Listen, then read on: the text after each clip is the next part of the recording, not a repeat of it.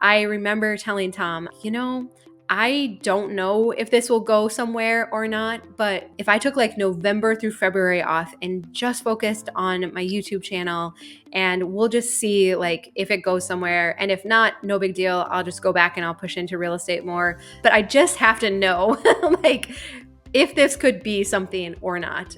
Welcome to the Minimal Mom Podcast. Dawn has become well known for her practical approach to decluttering and simple living.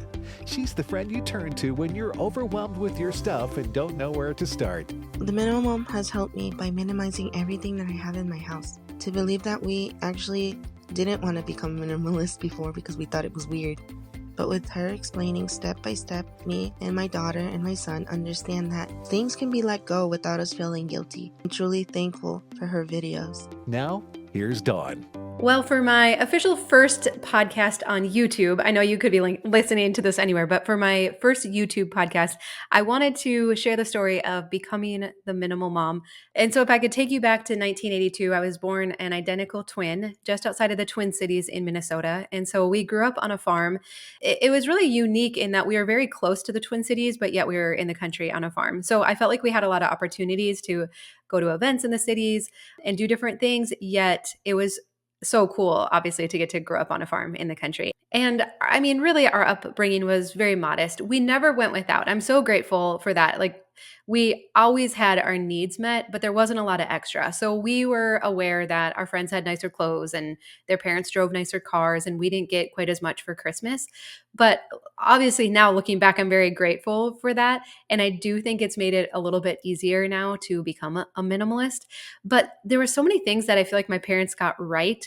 They included us in all the daily runnings of our house and the farm.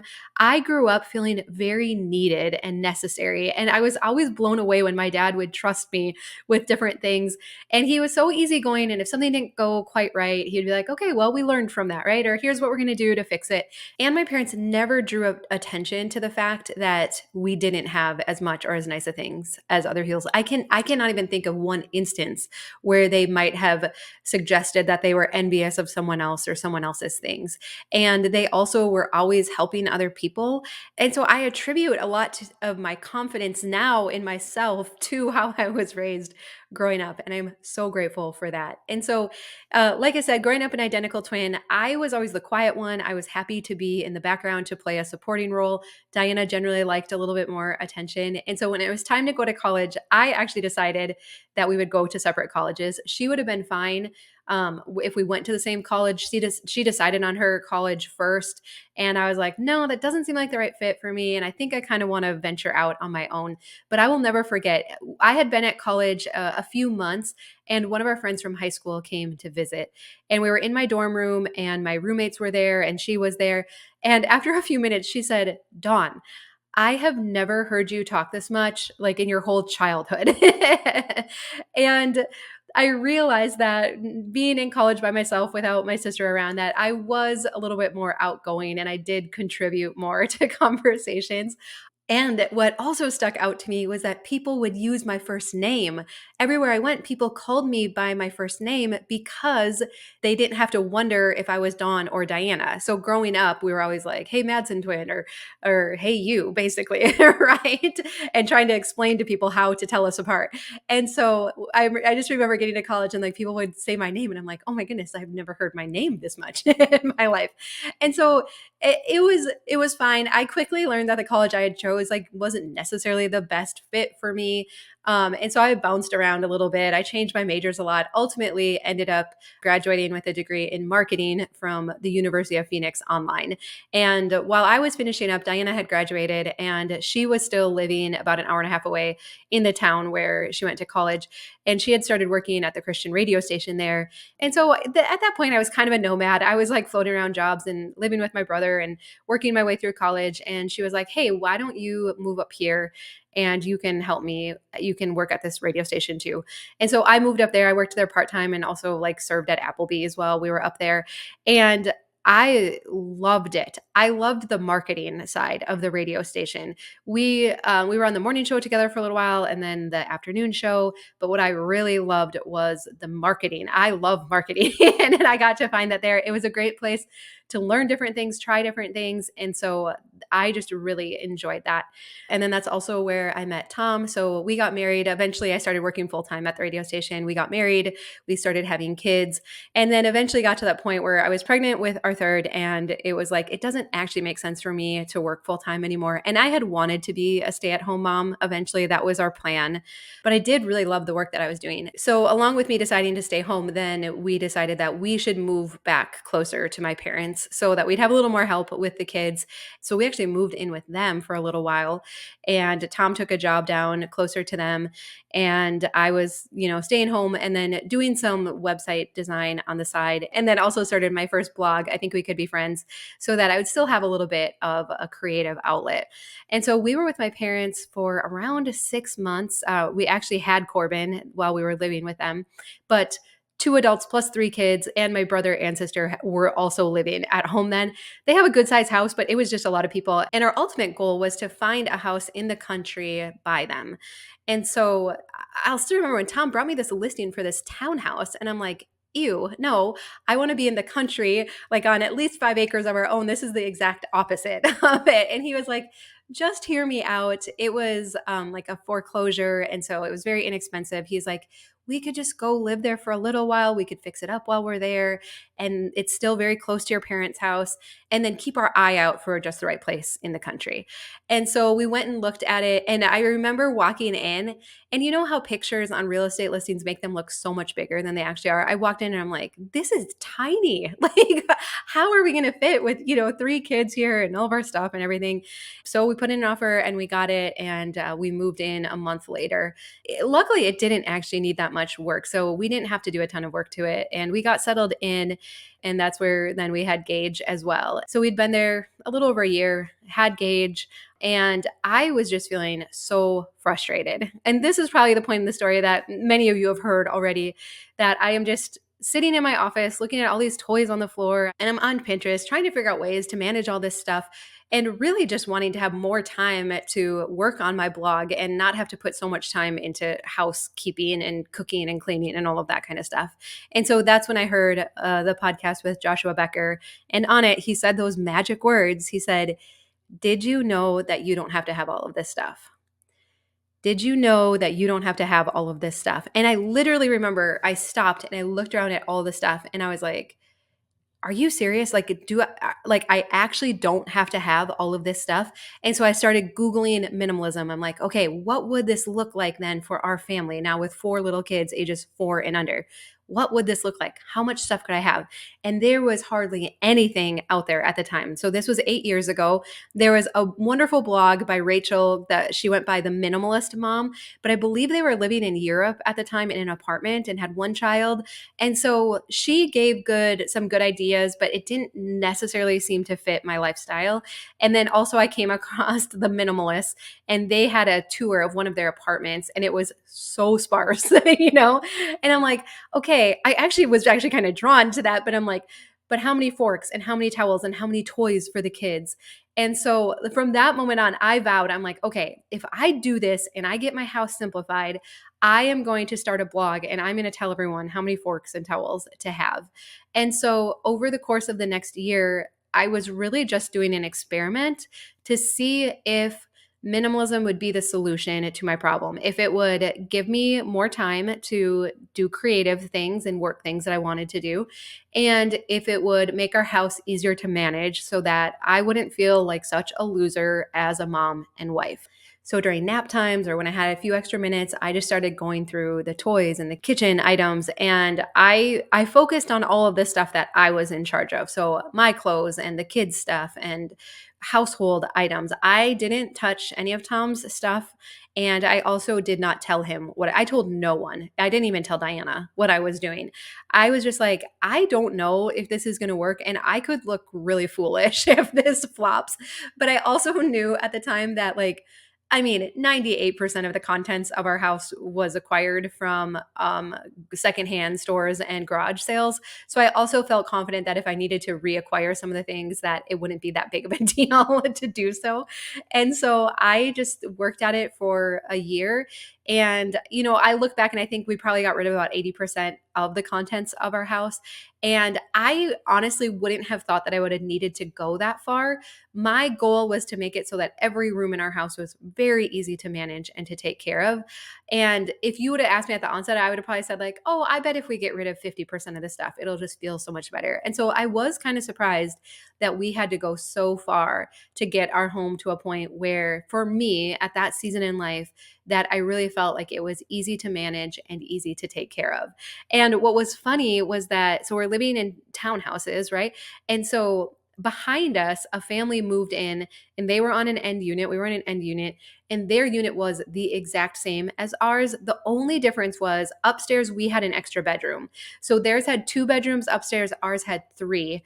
But otherwise, it was like a tri-level. The 2 main levels were the exact same layout. And so I'll never forget when they moved in and our kids started to become friends and they would play together. And it started raining one day and the kids were like, let's go into your house and play hide and go seek. And a couple thoughts came to my mind. One, the first thought, I was so proud because I'm like, you can hide in all of the closets and all of the different areas in our house, and I don't have to be embarrassed about it, right? Like, I didn't have to be like, but don't go in this room or don't go in there. And so I was like, that is so cool.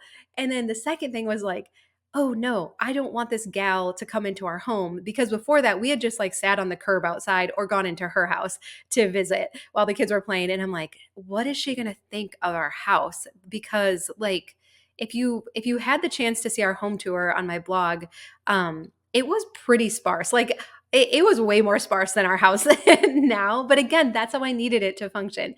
And so I was like, I have no idea what she's going to say. And she generally wasn't afraid to express her opinion. So I'm like, I'll know like what she's thinking. So we come in, we walked in on the lowest level in the basement. And then we went up to the main level and she was like, oh, I've always actually been interested to see a 4-bedroom. Like, do you mind if I see the whole house? So we're walking through the whole house and then we come back down to the main level. And she was like, yours feels so much bigger. I think it must be because it's a 4-bedroom. And in my head, I'm thinking, no, they are the exact same square footage, like literally the same house, like, and I was like, oh, sure. Yeah, that's probably what it is. Like, it feels bigger because it's the 4-bedroom layout or whatever. And so after she left and I was thinking about it more, I'm like, isn't that so interesting? Like, her perception of our house was not that it was too bare or it felt cold or uninviting. It was like, oh, it feels bigger in here. And so I know we often worry, like, what are other people going to think? And I think they're not going to think about it as much as you think they are. So that was actually really encouraging to me. And so we were in our townhouse for 2 years. I did then start my blog, The Minimal Mom. And, I did a house tour. I showed pictures of our house, inside cabinets and different things. And I was so grateful for that. But we did still desire to move out to the country and to have a place in the country of our own. And so we were there a little over 2 years. And then Tom said, hey, I think we should move back in with your parents. They had an unfinished basement. He's like, I will finish the basement quick and then we'll live down there so that we're ready when just the right house comes on the market for us. And for Tom to say that and suggest that, I'm like, okay, this must be what we're supposed to do, because he wouldn't normally come up with a plan like that, because it could potentially be a little bit uncomfortable, right? Now we had 4 kids moving back into their house. And so we listed our house. It sold in a week or so. And he had like 5 weeks to get their basement finished and done. And so he did it and we moved in. And really at that point, we had told my parents, we won't stay longer than 2 years. Like, we will for sure be out of here in 2 years, but we have no idea actually how long we'll be here. And so we moved in the beginning of September. And then it was around January or February that our current house, we had learned that the gentleman who lived there had passed away, and that we didn't know if it would be becoming available for sale. We just knew that he was no longer living there. And so, I mean, if you've heard our story before, this is the place. If you would have said, Dawn, you could live anywhere in the world, where do you want to live? I would have picked this farm. From my whole childhood, I had grown up driving by it, and I loved this farm. I adored it. I would imagine as a child, like, what it would be like to live on this farm, because it had this little white house and these 2 red barns. And it's like time stood still here. Nothing ever changed. And they always kept it like very neat and there wasn't ever a lot of like stuff outside or stuff sitting around. It was just like this iconic farm.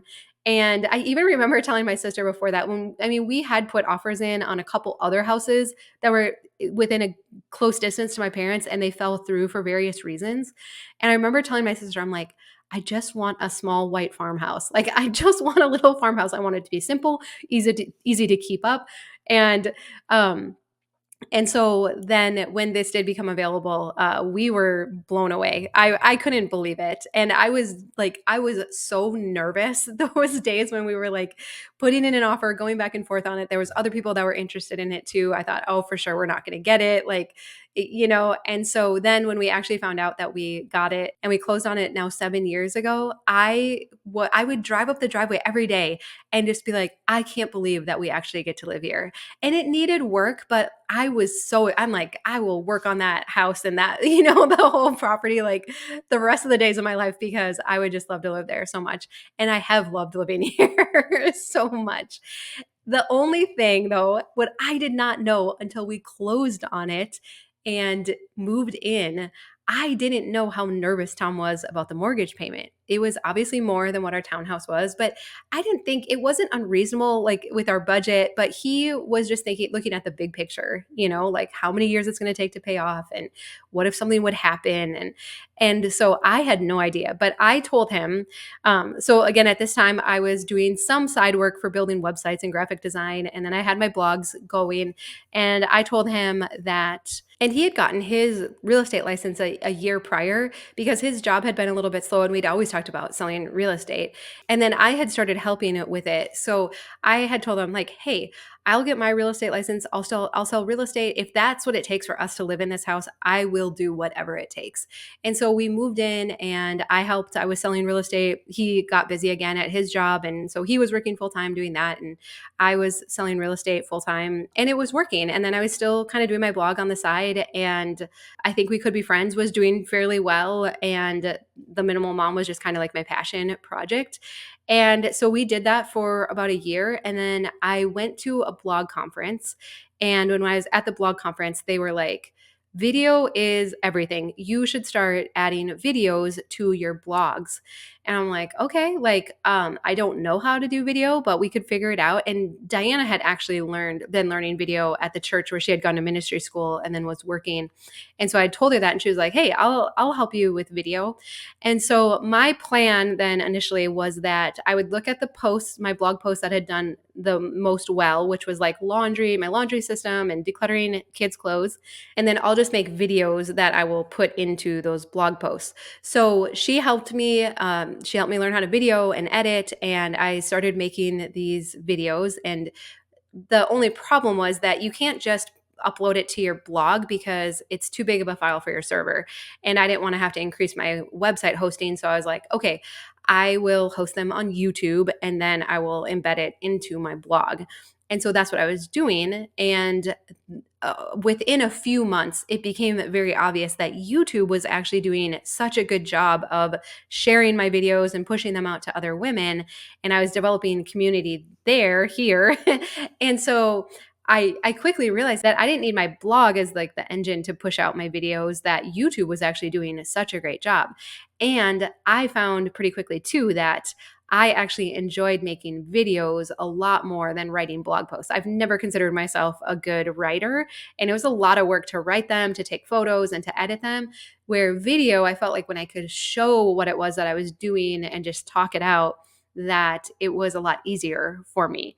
Easier, yes and no. Like you'll notice in my first videos, which was like I did laundry and decluttering kids' clothes, and then I did a whole series on decluttering kids' toys.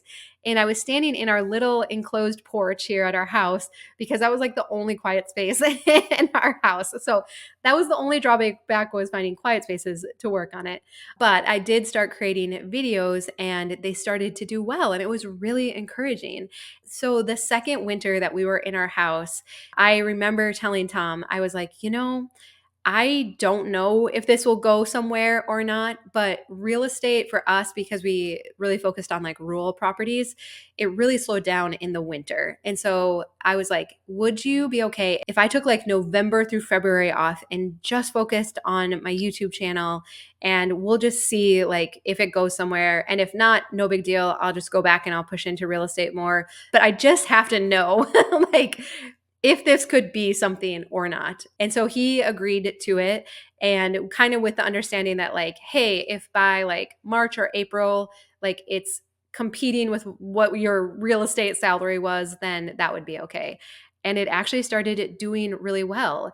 And what I regret now is that I did not take pictures or record decluttering our house when we were in our townhouse and I was decluttering it the first time around, because I was embarrassed by it. So you have to remember, I thought I was the only one that struggled with this. Maybe a handful of other women, but like many, I thought everyone else had it together, had their houses like at a manageable state, could keep their dishes done and their laundry done and like their kids' toys picked up.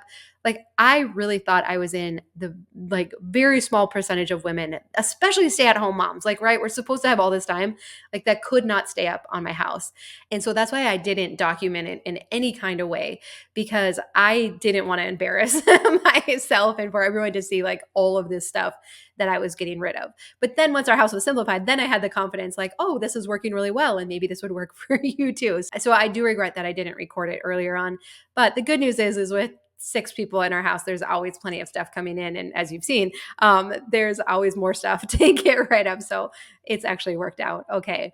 And so I started making YouTube videos consistently and still did some real estate on the side. I really enjoyed the other realtor who we worked with, and he was like so generous with us and really helpful. And so I still did some of that, but then over time I was able to phase that out. And then it was about 2 years in, I had contacted Darcy Isabella. So she's a minimalist that used to make a lot of YouTube videos, but doesn't so much anymore. But I loved her videos because she was like extreme minimalist. And I loved her personality. I loved the changes she had made to her house. And like, I loved her style of minimalism. And so we had met up. She was outside of Chicago. And so we had met up and done a couple videos together. And then she had contacted me and she was like, hey, would you ever be interested in doing like a tour in the US to meet up with people that watch our videos? And so I was like, I think that would be awesome.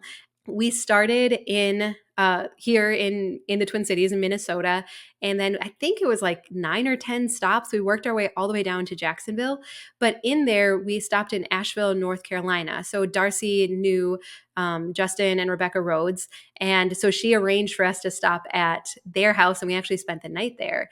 And so it was while we were there, and we were talking about YouTube and other opportunities that we had with our channels. And I was just over 100,000 subscribers at this time. And we were talking about it, and they started sharing about their membership community. And Justin was kind of telling us the ins and outs of it. And I was like, wow, that would be so cool, because I loved everything that I was getting to share on YouTube, but I wanted more like interaction. Like I wanted to be able to like really like hands-on help other people. And also it would kind of diversify our income a little bit, because YouTube had started to do fairly well for me, but you just never know, right? Like you don't know a lot of other people that this is how they're making their income, right? So that October, then it would have been of 2019. I started our private membership group. So now we've had that going for over 3.5 years now. And it was so cool. It is so cool. It is such a kind and encouraging community of people where we are just focused on decluttering our houses, simplifying life. And we talk about every angle and aspect of that, and toys and sentimental items and kitchens and laundry systems and all of that. And it has been such a cool thing to be a part of. I'm so grateful to the Rhodes for sharing all of their information and their wisdom. I mean, they just laid out everything, like do this, don't do this. And they just shared so generously of their experience and their wisdom. But there's also this core group of members that have been in the group from the beginning. But I tell you, if you have a group of people behind you, encouraging you, cheering you on, helping you with ideas and new ideas, like you can do anything. I sometimes people ask, like, do you ever run out, or do you ever worry about running out of ideas for videos? And I'm like, no, because I have this kind, supportive, encouraging group of friends behind me who are sharing so openly about their struggles and their wins and what works for them and what doesn't. And so I am so grateful for that because they are just so kind to me. A lot of times I'll bring an idea, I'll be like, okay, I'm thinking about this for a video, but I'm not sure if it makes sense, or maybe it won't actually help everyone. Like, what do you see? Like, what could work? What could work better? And so I really feel like that group should take a lot of ownership in any success that I've had on YouTube because they are part of like the think tank that makes it possible. So we started the membership group, and my channel continued to grow. And it wasn't long after that then that Tom was actually able to leave his job too, and for us to be full-time YouTubers or whatever you want to call it. I think it took my parents like at least a year and a half after he left his job to be like, are you sure this is what you should be doing? Like, and we didn't. I mean, we didn't know, right? But we're just like, well, we'll see. If something happens and Tom has to go get another job in manufacturing, then we trust he'll be able to get another job again, right? Like, you don't want to burn any bridges, but we're like, we think it'll work out, right? And so now I've just continued to make videos and to do our membership group. It's nothing that I would have ever imagined that I would be doing right now, but I'm so grateful when I look back and I see how many of my experiences that I've had of going into marketing, of getting a marketing degree and working at the radio station. We were really fortunate when we were there. We got to work with some really skilled talent coaches. And so they were really helpful in learning how to convey a message and how to look at things from different angles and how to connect with an audience. Like they'll say things like, don't say you guys and act like you're talking to a bunch of people. Talk to one person, don't use insider speak. Don't use terms or phrases that other people wouldn't understand because that makes them feel like they're on the outside and just different things like that. And so I'm really grateful for that experience in radio. And I did, when I left the radio station to stay home with the kids, I remember thinking like, the one thing I'm going to miss is getting to encourage people every day. Like I really loved being able to connect them with resources and to share hope and encouragement. I remember thinking like, I'm really going to miss that. And that was part of the reason why I started my first blog, I Think We Could Be Friends. And on it, I didn't share a whole lot. I actually recruited like therapist friends and other people who I thought had really good things to share because I'm like, I don't have so much to share, but I can market it and I can create the graphics and all of that. And so it's kind of ironic now to be here and to be like, okay, well, maybe I have a couple things that I can share with other people. So it's hard to believe now I've been doing my YouTube channel for almost 5 years and we have over 700 videos and we've lived on our farm for 7 years. I mean, time really does go so fast. And to think how much simplifying our home and becoming minimalist has changed our lives, it still shocks me because I still think like, but it's just stuff. Like it's just stuff. And I mean, one of the highlights too that I kind of skipped over, but when we had around 50,000 subscribers, Joshua Becker had just started his YouTube channel too. And we were going down to Arizona on vacation. So I remember I reached out to him to be like, hey, Joshua, could we get together and record like a video together? And I did not think that he would say yes. I was like, for sure. He was like, oh, Dawn, like your cute little channel. Like, and he replied back and he was like, yes, of course, stop by. Like, here's the address. Do you want to go for lunch afterwards? He was so kind and so gracious. And I was so nervous when we got together. I remember like when I published the video on YouTube, people were like, you didn't look at him. Like, that was kind of rude. You're interviewing him and you're not looking at him. I'm like, I didn't know where to look. Like, at that point, I had not actually created that many videos to then be going to someone else's house and setting everything up and hoping the audio is going to be good. And I was like, it was so far outside of my comfort zone. I'm like, we're just all lucky I was like putting together like complete sentences and that it was like something I could actually post on the internet. And so, oh my goodness, but that was so cool to get to meet him in person. I mean, he's awesome and very funny. I know sometimes people are like, I don't know, like he's so funny. And if you caught the most recent interview we did, I guess it was about a year ago now, super funny and engaging. And I really enjoyed getting to meet him and to get to do those videos with him. And so I'm so grateful how all of this has come together and unfolded, and really cannot imagine, even if the YouTube stuff and that hadn't come out of it, just having our house simplified. I enjoy being a mom and a wife and keeping our house so much more. Like I actually like really enjoy taking care of our home now and managing it, and enjoy being a mom so much more. And so I am so grateful that 8 years ago I just stumbled across that podcast. I don't know. I guess I was so desperate that I was just willing to try anything. What a great experience it has been. And I know often people say like, well, how do you deal with negative comments and that? And don't get me wrong. I'm not bulletproof, right? There's still some comments where I'm like, ouch, like that kind of stinks, right? But YouTube is actually very great where they put the negative comments at the bottom now.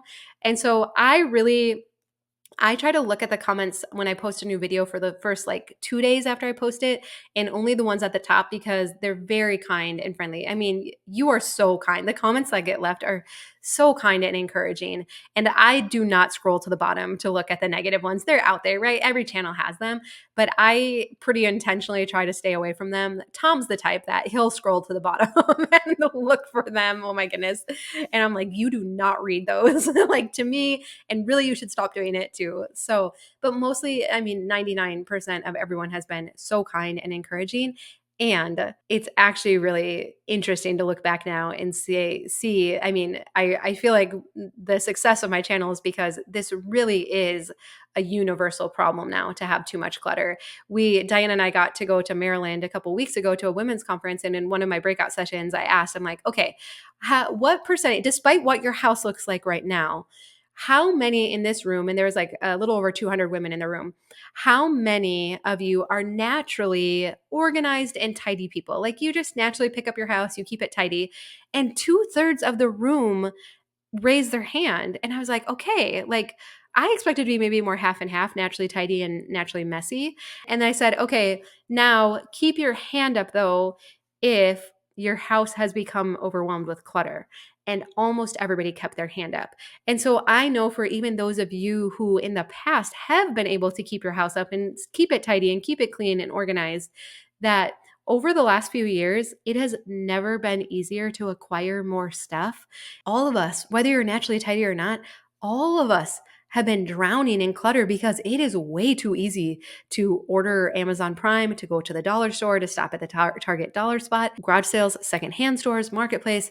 It is so easy to acquire stuff now. And so it is such a universal thing that we are all dealing with. And so I guess as we wrap this up today, my hope is just that you're not alone. Oh my goodness, you're not alone. If you are just feeling overwhelmed by the clutter in your house, it is something that we've all been struggling with. But if you are willing to do the work to move it back out, there is so much peace and freedom and confidence lying underneath it. So it's not always easy, but my goodness, it is one of the best things that I have ever done.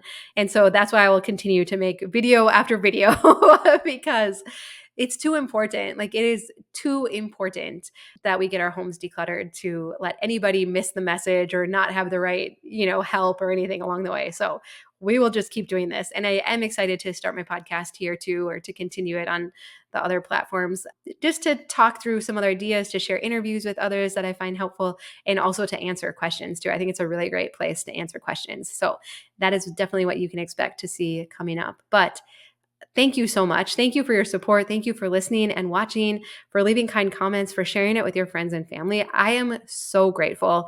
And I would still rather be behind the scenes. Like when I record a video, I have to I cannot think about how many people might watch it, because that puts too much pressure on me. And then it's like too hard. And so I'm just like, okay, it's just me and you here. Like it's just one-on-one. I'm just visiting with a friend. What would I say if you were are sitting right here needing help decluttering, okay, we'll just visit like that. So, but truly, thank you so much, because I obviously wouldn't be here without you. And I'm just so grateful for you and every opportunity that I've had up until this point. And if you would be so kind to subscribe to this channel too, it helps to spread the word and for YouTube to promote it to other people. So I appreciate that as well. All right. Well, I love you. I hope you have a really good day, and I'll look forward to seeing you again soon. Thank you so much for joining us today. If you're looking for more support, be sure to check out The Minimal Mom on YouTube too.